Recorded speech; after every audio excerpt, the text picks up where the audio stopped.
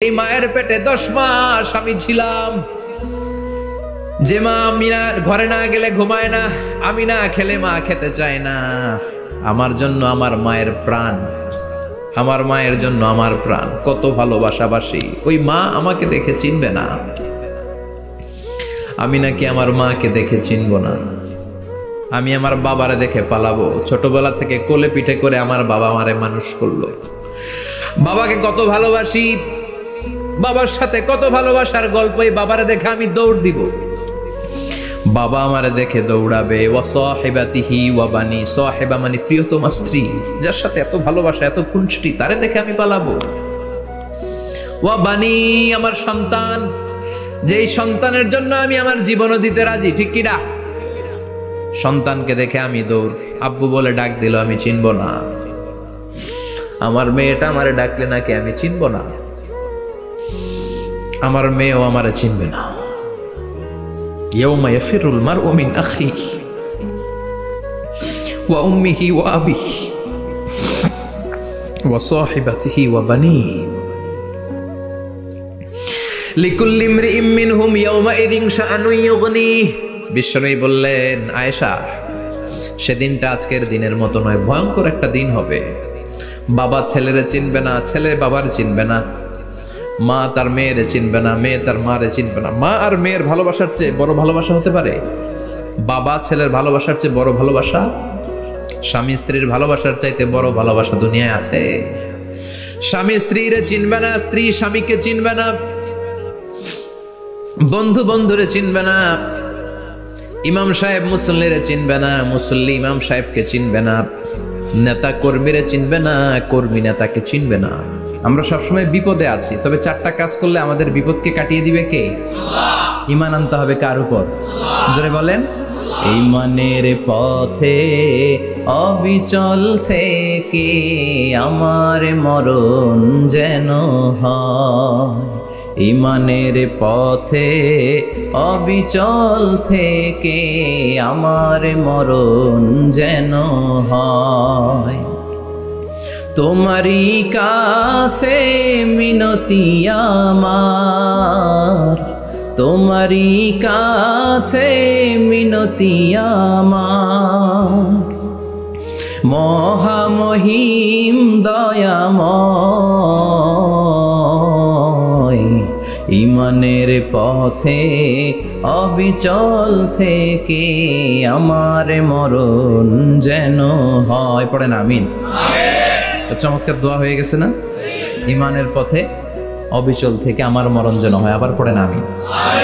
তো যেই ইসলামী সঙ্গীতগুলোর, নাশিদগুলোর কথামালা সুন্দর, এগুলো আপনারা গাবেন, এগুলো হৃদয়কে টাচ করে। যেগুলো হৃদয় থেকে লেখা হয় এগুলো হৃদয়কে টাচ করে, যেগুলো হৃদয় দিয়ে বলা হয় এগুলো মানুষের অন্তরে যে টাচ করে, ঠিক কি না? বিশ্বনবী যা বলতেন হৃদয় থেকে বলতেন, প্রাণ খুলে বলতেন, প্রাণ থেকে বলতেন, যেটা মানুষের হৃদয়কে টাচ করত। আবার বিশ্বনবী কথা বলতেন কম, কিন্তু এটার অর্থ ছিল ব্যাপক। বিশ্বনবী বলতেন, উতিতু জাওয়ামিউল কালিম, আমাকে আল্লাহ তাআলা জাওয়ামিউল কালিম দিয়েছে। বিশ্বনবী বলতেন অল্প, বলতেন অল্প, কিন্তু এটার অর্থ, ব্যাখ্যা, বিশ্লেষণ ভলিউমের পর ভলিউম হয়ে যায়, কিন্তু ব্যাখ্যা শেষ হয় না। সুবহানাল্লাহ। আবার বিশ্বনবী বলতেন, নুসিরতু বিররবি মাসিরাতা শাহর, আমি যে এলাকায় দাঁড়িয়ে থাকি এলাকার ডানে বায়ে সামনে পেছনে 1 মাসের দূরত্বের রাস্তা পর্যন্ত ওই জায়গায় কোনো কাফের দাঁড়িয়ে থাকলে আমার ভয়ে তার অন্তর থার থার করে কাঁপে। ভয় দিয়ে বিশ্বনবীকে আল্লাহ তাআলা সাহায্য করেছেন। 1 মাস ডানে বায়ে সামনে পেছনে 1 মাসের দূরত্বের ভেতরে যদি কোনো কাফির মুশরিকদের আন্ডা বাচ্চাও থাকে, যত দূরেই থাকুক, বিশ্বনবীর ব্যাপারে তার অন্তরে ভয় আর ধুকধুকানি শুরু হয়ে যায়। সুবহানাল্লাহ পড়েন। এজন্য আমরা বিপদ কাটাতে পারবো না যতক্ষণ না ঈমানদার না হতে পারি। পাক্কা ঈমানদার হতে হবে। ওয়ালা তালবিসু ঈমানাহুম বিযুলমিন, তোমাদের ঈমানকে জুলুমের সাথে মিশ্রিত করো না। জুলুম মানে শিরক, শিরকের সাথে আমাদের কোনো সম্পর্ক নাই। ঈমান হতে হবে পাক্কা ঈমান। ঈমানের সাথে যদি শিরক ঢুকে, ওটা কি পাক্কা ঈমান হয়? খালিস ঈমান হয়? মসজিদে যে নামাজও পড়েন, মাজারে যে সেজদাও দেন, এরকম আছে না নাই? মসজিদে যে আল্লাহর কাছে চায়, মাজারে যে বাবার কাছে চায়, আছে না নাই? মসজিদেও দান করে, আবার মাজারে যেও দান করে, আছে না নাই? না, আপনার এই ডবল স্ট্যান্ডার্ডকে থামিয়ে দিতে হবে, এটাকে ব্রেক করে ফেলতে হবে। আপনি চাইবেন শুধু একজনের কাছে, তিনি কে? বিশ্বনবী বলতেন, ইদা সাআলতা ফাসআলিল্লাহ, যখন চাইবা আল্লাহর কাছে চাও। হাত পাত দেন কার কাছে? ওয়া ইদা ইসতাআনতা ফাসতাইন বিল্লাহ, সাহায্য যদি চাও একমাত্র কার কাছে যাবা? আমাদেরকে সাহায্য করতে পারে কে? বিপদে পড়লে উদ্ধার করতে পারে কে? কবরে মাজারে পড়ে থাকা ব্যক্তি আমাদের উদ্ধার করতে পারে? কথা বুঝতেছেন তো? সহজ না কথাটা? এতজনের কাছে যাওয়া যাবে না, এতজনের কাছে মাথা নোয়ানো যাবে না, নোয়াবো এক জায়গায়, তিনি কে? আবার বিশ্বনবী বলতেন, এই শিরিক হচ্ছে আফওয়া মিন দাবিবিন নামাল, পিঁপড়ার গুটি গুটি পায়ের চেয়েও শিরকটা হলো বড় সূক্ষ্ম। পিঁপড়া যেমনি গুটি গুটি পায়ে মিষ্টির দোকানে ঢুকে যায়, যে মিষ্টি নষ্ট করে, শিরক তেমনি তোমার ভেতরে ঢুকে তোমার ঈমানকে নষ্ট করে দেয়। আখফা মিন দাবিবিন নামাল, আপনি পাহাড় পরিমাণ গুনাহ নিয়ে, হাদিসে কুদসিতে এসেছে, সাগরের ফেনা পরিমাণ পাপ নিয়ে আল্লাহর কাছে হাজির হয়েছেন। আল্লাহ, আমি পাপী, আমি কি?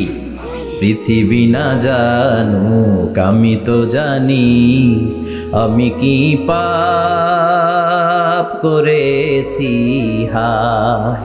পৃথিবী না জানুক আমি তো জানি, আমি কি পাপ করেছি হায়। আমার পাপের করলে বিচার, বাঁচার উপায় নাই আমার, দয়াময় প্রভু মাফ করো আমায়, মাফ করো আমায়। পড়ে না আমি, আমরা সবাই পাপী। আমরা কি? বিশ্বনবী বললেন, কুল্লুকুম খাত্তাউন, তোমরা সবাই পাপী, ওয়া খায়রুল খাত্তাইন আত-তাওয়াবুন, আর এই পাপীদের মধ্যে সবচাইতে ভালো পাপী ওই পাপী যেই পাপী পাপ করার পরে তওবা করে কার কাছে?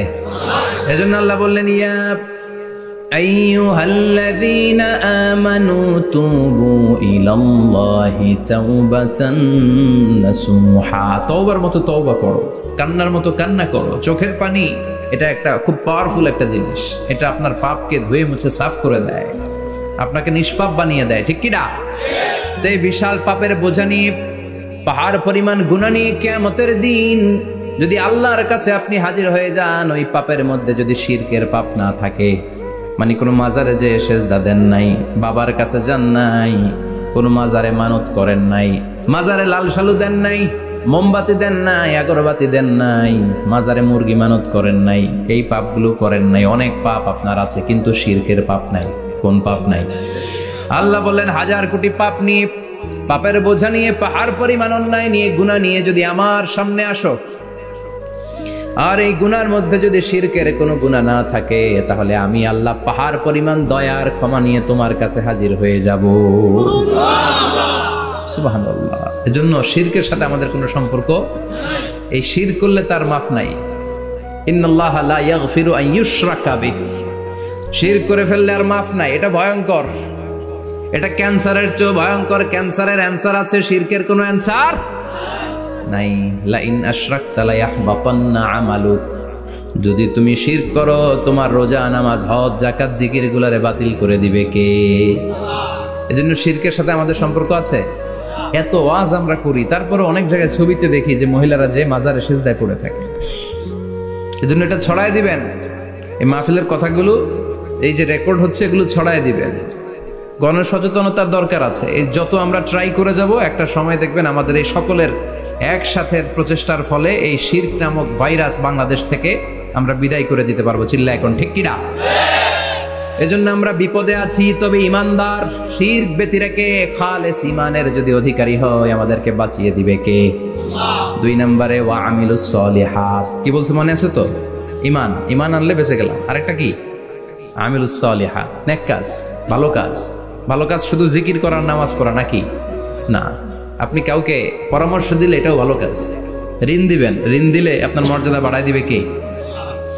অভুক্তকে খাওয়াবেন, বিপদে পড়লে সাহায্যের হাত বাড়িয়ে দিবেন, রাস্তায় দাঁড়িয়ে আছেন একজন পথ চেনে না, পথ দেখিয়ে দিবেন, এটা অনেক সওয়াব। সূরা ফাতিহা একজনরে পড়ায় দেন, ওই লোক সারা জীবন সূরা ফাতিহা যতবার পড়বে তার একটা পার্সেন্টেজ সওয়াব আপনার আমলনামায় দিবে কে? তারপরে মানুষকে টাকা দিয়ে সাহায্য করবেন, অসুস্থ হয়ে গেলে রক্তের প্রয়োজন হলে গায়ের রক্ত দিয়ে সাহায্য করবেন। কবুল করবে কে? রক্ত দেয়া অনেক বড় ইবাদত, জানেন এটা? মুমূর্ষু ব্যক্তিকে যদি রক্ত দেন, আপনার এই রক্তের কারণে যদি কারো প্রাণ বেঁচে যায়, তাহলে আপনি কেমন যেন গোটা বিশ্বের সব মানুষের প্রাণ বাঁচিয়ে দিলেন। একজনকে বাঁচানো মানে সবাইকে বাঁচানো, একজনকে মারা মানে সবাইকে মারা। এজন্য বিশ্বনবী বললেন, আল ইনসান বুনিয়ানুম মারসুস, সব মানুষগুলো হলো আল্লাহর পক্ষ থেকে সীসা ঢালাই করা প্রাচীর। একজনকে নষ্ট করা মানে প্রাচীরটাকে ভেঙে দেয়া, ঠিক কিনা? তাহলে ঈমান আনতে হবে কার উপর? আর আল্লাহর সন্তুষ্টির জন্য সৎ কর্ম করতে হবে। তারপরে একে অপরকে ভালো কাজের জন্য পরামর্শ দেওয়ার দরকার আছে না নাই? হক আর সবর, আমরা হকের পক্ষে থাকবো, রাজি আছেন তো? আর আমরা সব সময় ধৈর্যশীল থাকবো, রাজি আছেন? ইন্নামা সাবর ইনদা সাদামাতিল উলা, বিপদের প্রথম ধাক্কায় ধৈর্যটা ধারণ করতে হবে। অনেকে বিপদ আসলে পেরেশান হয়ে যায়, চিল্লা ফাল্লা শুরু করে দেয়, কান্না শুরু করে দেয়, বিলাপ করে। বেশিরভাগ মহিলারা এটা করে, ঠিক কিনা?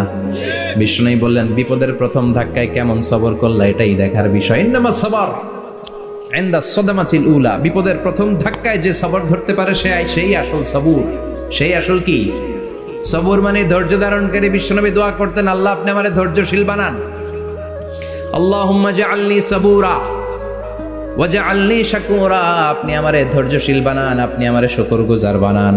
ওয়াজআল ফি আইনি সাগীরা ওয়া ফি আয়ুনিন নাসি কাবীরা, আমার চোখে আপনি আমারে ছোট বানান, মানুষের চোখে আমারে আপনি বড় বানান। পড়ে না আমিন? আরো জোরে পড়ে না আমিন? চারটা ওয়াজ কাল থাকবে তো। আলামিন ভাইয়ের প্রথমে কি করতে হবে? ঈমান, ঈমানের পরে সৎকর্ম, তারপরে হক আর সবর, এগুলো মেনে চলতে হবে। রাজি আছেন তো? আরো জোরে পড়েন ইনশাআল্লাহ। আসুন আমরা আল্লাহকে ফরমালি থ্যাঙ্কস দেই, শুকরিয়া জানাই, কালিমাতু শুকুর করি, আওয়াজ করে আমরা পড়ি আলহামদুলিল্লাহ। পড়েন রব্বানা লাকাল হামদ হামদান কাসীরান তাইয়িবান মুবারাকান ফীহি ইয়া রাব্বি লাকাল হামদু কামা ইয়ানবাগি লিজালালি ওয়াজহিকা ওয়া আযীমি সুলতানিকা লাকাল হামদু বিল ঈমান লাকাল হামদু বিল ইসলাম লাকাল হামদু বিল কুরআন। প্রশংসা করলাম কার? জোরে বলেন কার? সব সময় প্রশংসা করতে হবে কার? সে আল্লাহর পাঠানো সব চাইতে দামি মর্যাদাবান আসমানি কিতাবের নাম হচ্ছে কি? চিল্লায় বলেন কি নাম? এই যে সূরাতুল আসর তেলাওয়াত করেছে, কোন কিতাবে আছে? কথা বলেন। এই কোরআনটা হচ্ছে নূর, এই কোরআনটা হচ্ছে হিদায়াত, এই কোরআনটা হচ্ছে শিফা, এটা হচ্ছে আলো। এই কোরআন থেকে আলো নিয়ে নিজেদেরকে আলোকিত করতে হবে। কি করতে হবে? আলো। আলোর দরকার আছে না নাই? আলো ছাড়া কিছু দেখা যায়? এজন্য কোরআনকে আলো বানিয়ে পাঠালো কে?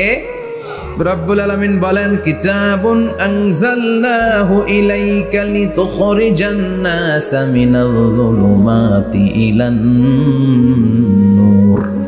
ও নবী, একটা কিতাব পাঠালাম, যেই কিতাব অন্ধকার থেকে আপনাদেরকে আলোর দিকে নিয়ে যাবে। কোন দিকে নিবে? জোরে বলেন। আমরা আলোর পথের সৈনিক, আমরা জান্নাতে যেতে চাই। জান্নাতে যেতে হলে যে বইটা মানতে হবে, বইটার নাম কি? তাহলে কিতাবে আল্লাহ আলো দিলেন, আবার হেদায়েত দিলেন। আল্লাহ বললেন, যালিকাল কিতাবু লা রাইবা ফীহি হুদাল লিল মুত্তাকিন। হুদাল লিল মুত্তাকিন, a guide book to those who are মুত্তাকিন। তাহলে গাইড বুক পেলাম, আলো পেলাম, আবার এটার ভিতরে শেফা আছে। কি আছে? শেফা মানে সুস্থতা, শেফা মানে রেমেডি, শেফা মানে রিকভারি। আপনি অসুস্থ হলে সুস্থ করে কে? কোরআন পরে যদি ফু দেন, সুস্থ বানায় দিবে কে? নাকি তাবিজের ভেতরে ঢুকায় ঝুলাইবেন? ঝুলানো যাবে? পড়তে হবে। কি করবেন? যে ঘরে সূরা বাকারা তেলাওয়াত করা হয় সেখান থেকে শয়তান দৌড়ে পালায়, নাকি যেই ঘরে বাকারা ঝুলিয়ে রাখা হয়? হ্যাঁ, পড়তে হবে। পরে ফু দেন, সুস্থ করবে কে? এই কিতাবের সর্বপ্রথম যে সূরাটা আল্লাহ দিলেন, ভূমিকা সূরা, এটার নাম হচ্ছে ফাতিহা। ফাতিহা মানে কি? ভূমিকা। এই সূরাটা দিয়ে আল্লাহ এই কোরআনটাকে খুললেন। পুরো কোরআনে যা আছে এই ফাতিহার 7 আয়াতের ভেতরে তা আছে। আবার এই 7 আয়াতের ব্যাখ্যা শুরু করে দিলে 30 পারা কোরআন হয়ে যায়। কোন সুবহানাল্লাহ। আবার আল্লাহ এটার নাম বিশ্বনবী নাম দিলেন সূরাতুশ শিফা, শিফার সূরা। অসুস্থ ব্যক্তিকে সূরাতুল ফাতিহা পড়ে ফু দিলে সুস্থ করে দেয় কে? বুখারীর বর্ণনায় বিশ্বনবীর কিছু সাহাবারা মরুভূমিতে সফর করছিলেন। এক লোক অসুস্থ ছিল, কেউ কোনো জাদু মন্ত্র পড়ে ফু দিয়ে তাকে সুস্থ করতে পারছিল না। সাহাবারা বলল আমরা পারবো। সবাই বলল তোমরা বেদুইন পারবা কেমনে, যাও মিয়া। সাহাবারা বলল আমাদের কাছে এমন জিনিস আছে, এটা পড়ে ফু দিলে অসুস্থরে সুস্থ করে কে? সবাই বলে তাইলে আসো সুস্থ করো। সাহাবারা বলে তাহলে আমাদেরকে খাসি দিবা 100টা, এক পাল ছাগল দিবা, কতিফু গানাম। বিশ্বনবীর এক সাহাবী ওই সাপে দংশন করা লোকটার পাশে বসে সূরাতুল ফাতিহা পড়ে ফু দিতে দেরি মুহূর্তের মধ্যে অসুস্থ ব্যক্তিটারে সুস্থ করে দেয় কে? বিশ্বাস হয়? হ্যাঁ, বাবুল ইস্তিশফা বিল কোরআন, কোরআন দিয়ে শিফা নেওয়া। কি নেওয়া? শিফা। অসুস্থ হয়েছেন, সূরা ফাতিহা পড়েন, সূরা ইখলাস পড়েন। বিশ্বনবীর হাতে একবার বিচ্ছু কামড় দিল, বিশ্বনবী সূরাতুল ইখলাস পড়লেন, সূরাতুল ফালাক পড়লেন, নাস পড়ে ফু দিলেন, ভালো করে দিল কে? আমরাও যারা অসুস্থ, আমরাও যদি ইখলাস ফালাক নাস পড়ি, ফাতিহা পড়ে ফু দেয়, আমাদেরকে ভালো করবে কে? বিশ্বাস হয়? বিশ্বাস হয় না কার দেখি? সবার হয়? আল্লাহ আমাদের বিশ্বাস করো, মজবুত করো। আরো জোরে পড়ি আমিন। আসেন আমরা সরাসরি এবার তাফসিরের দিকে যাই। আমি ছোট্ট একটা সূরা তেলাওয়াত করেছি, 11টি আয়াত বিশিষ্ট। সূরাটার নাম সূরাতু আল কারিআ। কি নাম? সবাই বলেন, সবাই বলেন কি নাম? আল কারিআ। মাক্কি সূরা। কি সূরা? সবাই বলেন। মনে রাখতে হবে, এই যে উনি সূরা আসর থেকে কি বলল, কি পয়েন্টস গুলো নিয়ে যেতে হবে, যে এটা এটা এটা। সূরাতুল কারিয়ার কি পয়েন্টস গুলো কি নিয়ে যেতে হবে, এইটা এটা এটা। সূরা ফাতিহার মধ্যে আল্লাহ বেসিক কি কি পয়েন্ট হাইলাইট করেছেন, এগুলো আমাদেরকে শিখে যেতে হবে। তা না হলে শুধু আসলাম, স্লোগান দিলাম, কাঁদলাম, মোনাজাত ধরে জিলাপি নিয়ে চলে গেলাম, কোনো লাভ হইল? কথা বলেন।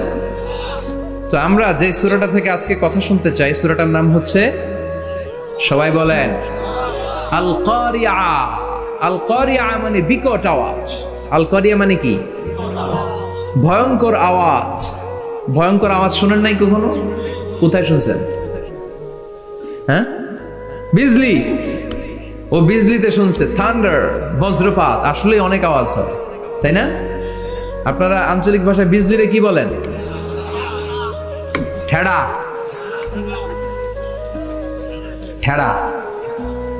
বিজলি চমকেছে, ঠিক আছে। তো সে সবচেয়ে ভয়ঙ্কর যে আওয়াজটা তার জীবনে শুনেছে সেটা হচ্ছে ঠেড়া, মানে বিজলি চমকালে যে থান্ডার, ভয়ঙ্কর আওয়াজ। আর কে কি আওয়াজ শুনছেন ভয়ঙ্কর জীবনে? হ্যাঁ, কই শুনছো? কও কিসে? বানসিরিক। ঠেড়ার ডুপ্লিকেট ভার্সন বানসিরিক। আলামিন ভাই, আপনি সবচেয়ে ভয়ঙ্কর আওয়াজ কোথায় শুনছেন শুনি? মানে সবচেয়ে ভয়ঙ্কর আপনি আওয়াজ জীবনে কোথায় শুনছেন? এই যে টিউব ফুটে গেছে, অর্থাৎ টায়ার পাংচার হলে ভয়ঙ্কর আওয়াজ হয়। চমৎকার। আসলে তো রিক্সার টায়ারের চেয়ে ট্রাকের টায়ার পাংচার হলে আরো ভয়ঙ্কর আওয়াজ। শুনছেন? রাস্তায় মাঝে মাঝে আমরা রাতকে রাত চলি, তো মাঝে মাঝে টায়ার পাংচার হয়, ভয়ঙ্কর আওয়াজ হয়, ভীষণ আওয়াজ। তার মানে বজ্রপাতে ভয়ঙ্কর আওয়াজ, ট্রাকের টায়ার পাংচার হলে ভয়ঙ্কর আওয়াজ। আর কি আওয়াজ আছে? হ্যাঁ, কি উঠলে? বাজি। বাজি। বোমা ফাটালে, ককটেল মারলে। ককটেল আছে না নাই? 30 তারিখে আছে না নাই? হ্যাঁ, সেনাবাহিনী আছে, কিন্তু ধরে নিয়ে যাবে। ককটেল ফাটালে ভয়ঙ্কর আওয়াজ। আর হ্যাঁ, কিসের ডাক? বাঘের আওয়াজ। তার মানে আমরা আমাদের জীবনে সবচেয়ে বড় আওয়াজ শুনেছি বজ্রপাতের আওয়াজ। কেউ শুনেছি ট্রাকের টায়ার পাংচার হলে বিকট আওয়াজ। কেউ শুনেছি মহাসমাবেশের ভেতরে যখন ককটেল ফোটানো হয় ওই আওয়াজ।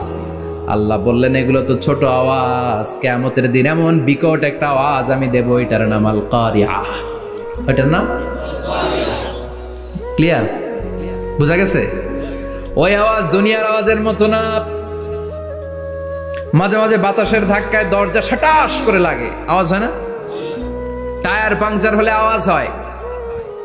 দপ্তরি যখন ছুটির ঘন্টা দেয়, ঘন্টার সামনে দাঁড়ালে ভয়ঙ্কর আওয়াজ আছে না নাই?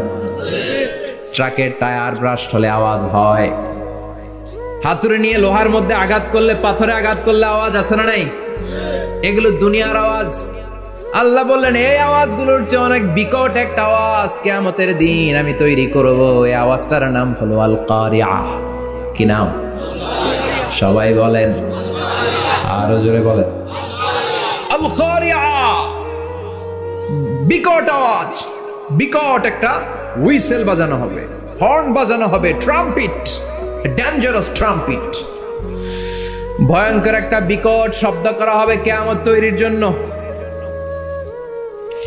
ওই শব্দটা বাজানোর জন্য রব্বুল আলামিন একজন ফেরেশতা বানিয়েছেন, নাম হলো ইসরাফিল। নাম কি? ওই ফেরেশতার পা হচ্ছে জমিনের নিচে, মাথা হলো আকাশের উপরে। ওই কিয়ামতের দিন ইদা নুফিখা ফিস সূরি নাফখা ওয়াহিদা, যখন ওই সিংহার মধ্যে ফুৎকার দেয়া হবে, আল কারিয়া, বিকট আওয়াজটা হবে। এই ফেরেশতার নাম হচ্ছে মালাকুস সূর, সিংহার ফেরেশতা। এই ফেরেশতার নাম ইসরাফিল। ফেরেশতার নাম সবাই বলেন। এই বিশাল ফেরেশতাকে তিনটা হুইসেল দেওয়ার জন্য আল্লাহ বানিয়েছেন। কয়টা? সবাই বলেন। তার ডিউটি হচ্ছে তিনটা হুইসেল দিবে, হর্ন বাজাবে তিনটা। গাড়িতে সামনে জ্যাম হয়ে গেলে ড্রাইভাররা কি করে? হর্ন দেয়। সে একটা হর্ন দিবে, একটা হুইসেল দিবে, একটা ট্রাম্পিট বাজাবে। ওইটাকে আরবিতে বলে সুর। ইদা নুফিখা ফিস সূরি নাফখাতান ওয়াহিদা, যখন তিনি প্রথম হুইসেলটা বাজাবেন, রব্বুল আলামিন ওনারে বানালেন তিনটা হুইসেল দেওয়ার জন্য বিশাল আকৃতির ফেরেশতা। এই ফেরেশতাকে সৃষ্টি করার পর থেকে দুই ঠোঁটের মাঝখানে হুইসেলটা নিয়ে ফেরেশতা আল্লাহর আরশের দিকে তাকিয়ে আছে। He is just waiting for the green signal. আল্লাহর অর্ডার কখন আসবে? আসলেই একটা ফু দিবে। সুবহানাল্লাহ কইবেন না? এই ফুটা দেওয়ার জন্য সে এখনো, ঠিক যে মুহূর্তে আমরা এখন তাফসীর শুনছি, সেই মুহূর্তে ইসরাফিল কি করতেছে? দুই ঠোঁটের মাঝখানে ওই হুইসেলটাকে রেখে জাস্ট অবজার্ভিং দ্য আরশ, আরশের দিকে তাকিয়ে আছে। যখন আল্লাহ বলবে শুরু করো, প্রসিড, মুহূর্তের মধ্যে হুইসেল বাজাবে। আর ওই হুইসেলের আওয়াজটাকে আরবিতে বলে আল কারিয়া। কি বলে? বুঝতে পারছেন এবার? সহজ হয়ে গেছে না? নরম হয়ে আসতেছে না সূরাটা? আল কারিয়া তার মানে বিকট আওয়াজ, বিকট হর্ন বাজানো হবে, ট্রাম্পিট দেয়া হবে, বিকট হুইসেল দেয়া হবে। এই আওয়াজটা দুনিয়ার দপ্তরির ঘন্টা বাজানোর আওয়াজের মতো না। এই আওয়াজটা ট্রাকের টায়ার পাংচার হলে যে আওয়াজ, ওইটার মতো না।